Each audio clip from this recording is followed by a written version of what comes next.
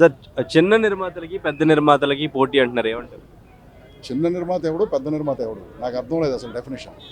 చిన్న నిర్మాత అంటే చిన్న సినిమాలు, తక్కువ బడ్జెట్ సినిమాలు తీసేవాడనా, లేకపోతే పెద్ద నిర్మాత అంటే నేను అసలు ఆ చిన్న నిర్మాత పెద్ద నిర్మాత అనే డెఫినేషన్ని ఒప్పుకోను కదా. మరి ఇప్పుడు అంటే మన ప్యానెల్కి ప్రోగ్రెసివ్ ప్యానెల్కి, సో మన ప్యానెల్ నుంచి ఆరోపణలు ఏంటంటే ప్రోగ్రెసివ్ ప్యానెల్ అనేది గిల్డ్ అని ఏర్పాటు చేసి కోట్ల రూపాయలు దోచుకుంటున్నారు అని ఆరోపిస్తున్నారు, మీరేం చెప్తారు? నాకు అసలు చేంబర్ మ్యాటర్స్ ఏమీ తెలియదు బ్రదర్. నేను జస్ట్ నా ఫ్రెండ్స్ ఉన్నారు, పోటీ చేస్తున్నారు, వాళ్ళు ఫోన్ చేసి మాకు కొంచెం వచ్చి ఓటే అంటే ఓటేయడం గురించి. సో లోపల ఏం జరుగుతుంది, దాని ఫంక్షనింగ్ ఏంటి, దాని ఇష్యూస్ ఏంటి, నాకు అసలు ఏం తెలియదు. అంటే యాజ్ ఏ ఓటర్గా ఏం కోరుకుంటున్నారు? యాజ్ అ ఓటర్గానా నా ఫ్రెండ్స్ అందరూ గెలవాలనుకుంటున్నారు, దట్స్ ఆల్.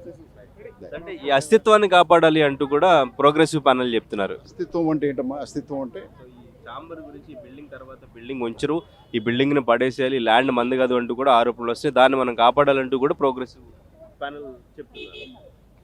చేంబర్ ఈ బిల్డింగ్ని పడేస్తారా? ఓకే, పడేస్తే మనం ఏం చేస్తాం, బట్ ఇది చాలా ఐకానిక్ బిల్డింగ్ కదా, ఈ ఏరియాకి మొత్తానికి ల్యాండ్ మార్క్. ఎవరికి ఫోన్ చేసి ఎక్కడ ఉన్నా చేంబర్ దగ్గర ఉన్నానండి. సో ఇక మరి అలాంటి బిల్డింగ్ని పడేస్తానంటే మనం పవర్లెస్ కదా ఆపడానికి. పడేసేవాడు పడేస్తారు, బట్ పడేసి ఏం చేస్తారు? టవరా? పెద్ద టవరా బ్రదర్? సిటీలో ఉన్న టవర్స్ అన్నీ మొండమూసి ఏడుస్తున్నాయి కదా, మళ్ళీ ఇక్కడ టవర్ ఏం చేసుకుంటాం మనం? ఎనీవే, మనం పవర్లెస్ బ్రదర్.